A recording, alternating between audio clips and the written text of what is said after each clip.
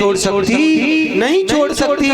कहने लगी लड़की हमने तुझे कुआं से निकाला लेकिन मेरी कलाई को।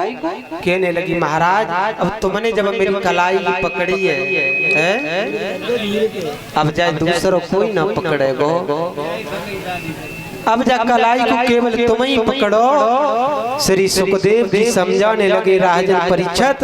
उसी समय महाराज आती कहने लगे प्रयागराज के राजा देवयानी तुम्हारा नाम है, तुम्हारे पिता, तुम्हारा घर, तुम्हारा गोत्र, तुम्हारी जाति हमें कुछ भी पता नहीं है। ऐसी शादियां होती हैं कहीं हैं? और महाराज आज के समय में ऐसी भी शादियां होती हैं और होती हैं तो बाद में बर्बादी भी होती हैं।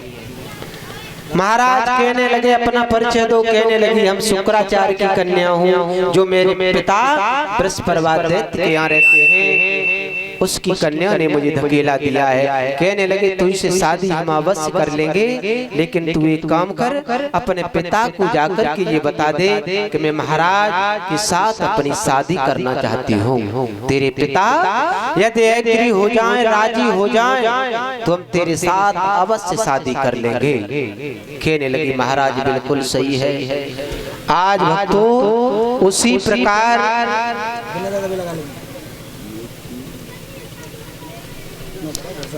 देवयानी ने आकर के अपने पिता को जब बताया है, उसके पिता बड़े नाराज हुए। शुक्राचार्य बृहस्पति को छोड़ करके जब जाने लगे, नगर से बाहर चले गए, तो प्रमाण ये मिलता है बाद में बृहस्पति वहां पर गया।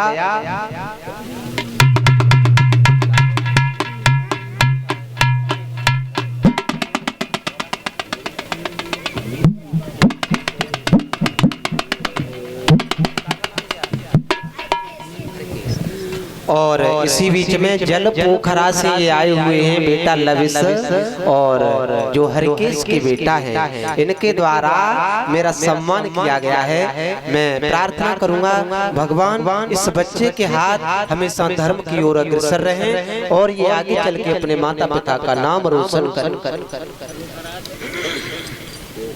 आज बृहस्पति अपने गुरु को मनाने के लिए जब चला है भैया सुरजीत, जैसे ही वो चला गुरुदेव कहने लगे अपमान की जगह हमें नहीं रहना चाहिए, तुम्हारे शासन में अब हम नहीं रहेंगे।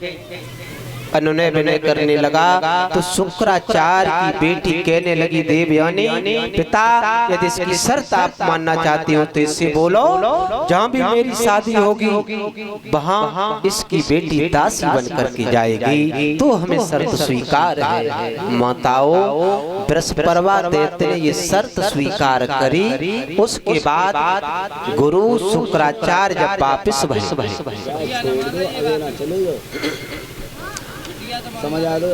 और जब वापिस भाई इस देवयानी ने कहा कि पिता मेरा विवाह महाराज अयाति के साथ होगा।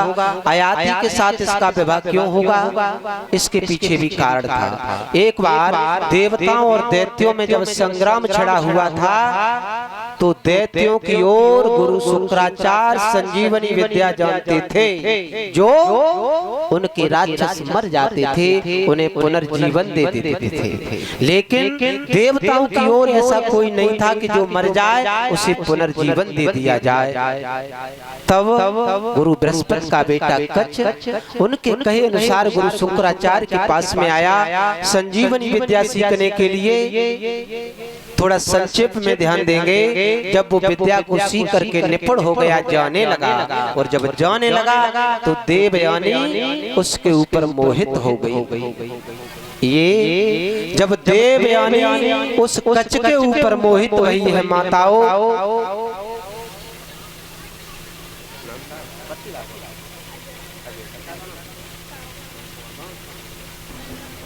इसी बीच में अजय बेटा जो हमारे भैया तारा सिंह गांव हमारे पड़ोसी हैं यादगारपुर से, उनके बेटे के द्वारा मेरा सम्मान किया गया है।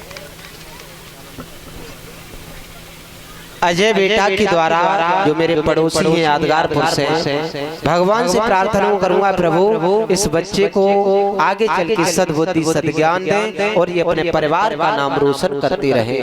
तब कच्छ ने देवयानी से कहा कि तू मेरी गुरु कन्या है, मैं तेरे साथ विवाह नहीं कर सकता। देवयानी कहने लगी मेरे साथ विवाह करना पड़ेगा। कच्छ कहने लगा विवाह नहीं कर सकते। देवयानी ने श्राप दे दिया कि मेरे पिता के द्वारा जो तूने संजीवनी विद्या सीखी है वो तेरी विद्या नष्ट हो जाए। कच्छ विचार करने लगा कि मेरी सारी मेहनत बर्बाद हो गई। कच्छ ने भी श्राप दे दिया कि देवयानी हम भी तुम्हें श्राप देते हैं, तुम्हें कोई ब्राह्मण विवाह करके नहीं ले जाएगा, तुम्हारा विवाह भी एक क्षत्रिय के साथ में होगा। इस प्रकार देवयानी के विवाह के लिए महाराज ययाति के साथ में शुक्राचार्य तैयार हो गए। उनका विवाह हुआ है देवयानी का महाराज ययाति के साथ में। इन्हीं के पुत्र हुए हैं यदु, और यदु का जब वंश आगे के लिए बढ़ता चला गया, सभी भक्त ताली बजाते हुए चंद्रलाय ने बोले।